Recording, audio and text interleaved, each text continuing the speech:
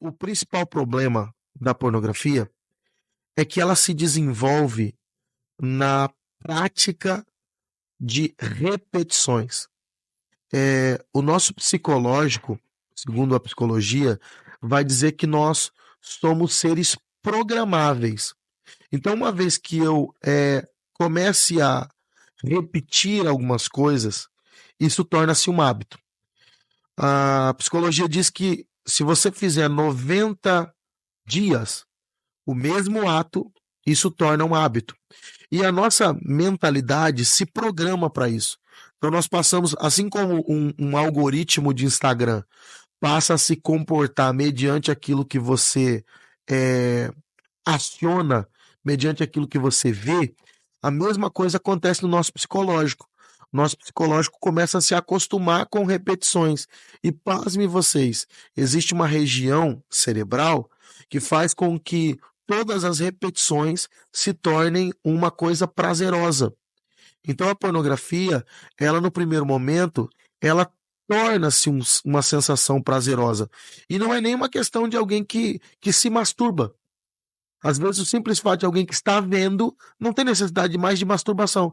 Ele começa a ver aquilo e já é suficiente para que o hábito seja tornado. E é engraçado a gente estar falando sobre isso, porque na semana passada Deus me fez escrever algumas coisas que eu quero futuramente ainda lançar um livro falando sobre os males da pornografia e como vencer.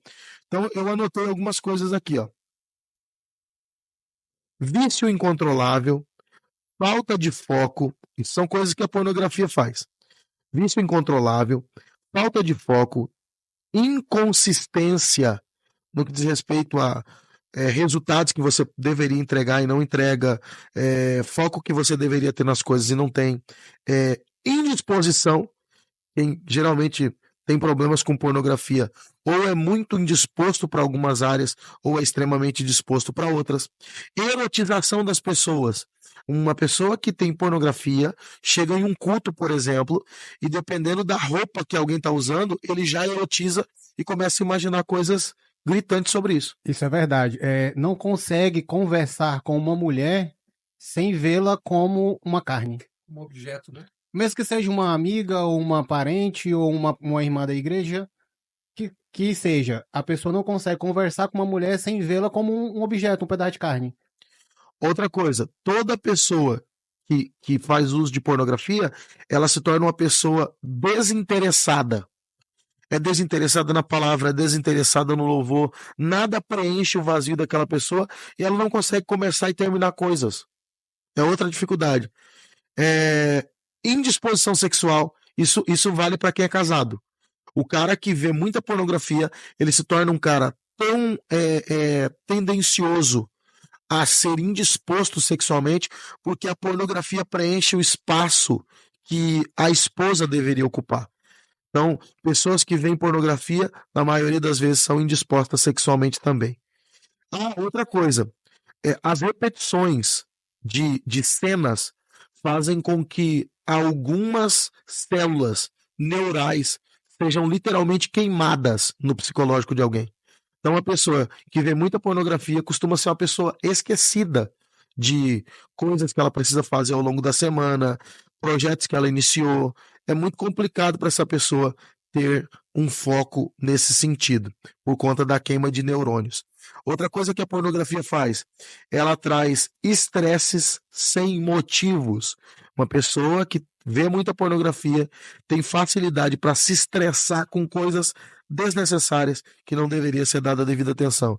Dificuldade para se relacionar com pessoas, porque ela costuma ficar muito em quartos na maioria das vezes, até mesmo pela questão da erotização de pessoas. Desejos imorais. Ela tá vendo um homem e uma mulher, depois ele começa a ver duas mulheres, dois homens, até chegar na zoofilia, querendo ver até questões de animais fazendo sexo com seres humanos. Chega um tempo em que isso se torna uma coisa gritante. Dupla personalidade, muito normal ser mentiroso e não conseguir levar nada a sério no que diz respeito a comprometimento. Quebra de conduta, isso aqui todo mundo já sabe. Vício excessivo por telas. Então é o tipo de pessoa que vai ter um sério problema de insônia. passa muito tempo vendo pornografia, então no final das contas passa muitas madrugadas refletindo sobre isso que não tem nenhuma validade pra gente. Indisposição física, desinteresse por coisas importantes, e por aí vai. Teria pelo menos aqui mais umas 10 coisas aqui. Mas Cara, curioso, o senhor já tinha marcado isso, então já. É engraçado falar sobre isso, gente, porque eu tinha escrito isso na semana passada e a voz do Espírito Santo já havia me dito que eu precisaria disso para algum momento. Então, eu acho que é a primeira vez que eu percorro sobre o relato. O que eu diria para você que tem o vício da pornografia? Todo mau hábito precisa ser substituído por bons hábitos. Todas as vezes que você substitui por bons hábitos, os bons hábitos lutam contra os maus hábitos. Todas as vezes que eu quiser lutar contra um mau hábito, eu preciso produzir bons hábitos. O primeiro ponto que foi o que me ajudou muito foi porque eu tive a coragem de confessar para minha esposa. Um belo dia, a minha esposa pegou meu celular e ela encontrou no meu celular inúmeros sites. Quando ela encontrou aquilo, ela liberou palavras que foram muito dolorosas no primeiro momento, mas da mesma maneira que foi doloroso ouvi-la, quando ela terminou de falar, ela disse para mim assim: eu preciso ouvir de você onde foi que isso começou. E quando eu discorri, dizendo onde havia começado todo esse enredo, ela começou a chorar, me abraçou e disse: a partir de hoje eu vou cuidar de você. Todas as vezes que você for ver ou sentir vontade, você me chama, que eu vou estar com você e nós vamos vencer isso juntos. Então, confessar a alguém que seja maduro o suficiente para te ouvir, não te condenar e te abraçar nesse processo é muito importante. A segunda coisa que eu fiz foi entender que eu tinha um problema seríssimo com vícios de tela. Então eu passava tanto tempo vendo vídeos repetitivos de 30 segundos que a minha mente já tinha um gatilho para sair daquele momento ali e querer ver coisas mais obscuras. Era onde eu me prendia na pornografia, porque eu passava tempo demais estimulando a minha mente com coisas que afetavam especificamente os meus neurônios, mas acima de tudo, fazendo com que havia repetições. Então meu corpo já estava acostumado com qualquer tipo de repetição. No final, eu começava a ver vários vídeos e etc, até chegar no momento da pornografia. Quando você alimenta esse tipo de coisa, por exemplo, TikTok. Gente, TikTok hoje tem sido um mal para nossa geração. Se você não souber usar a ferramenta do TikTok, a primeira coisa que o algoritmo do TikTok vai te mostrar é dancinha de mulher de saia curta. Assim como homens também, deixando muito aparente ali suas partes íntimas. Então, todas as vezes que você desenvolve esse tipo de gatilho mental, você facilita a entrada disso na sua vida. E o problema maior é que o diabo sempre vai usar isso como uma ferramenta contra a gente, dizendo que nós não somos dignos de estar no culto, dizendo que nós não somos dignos de adorar a Deus.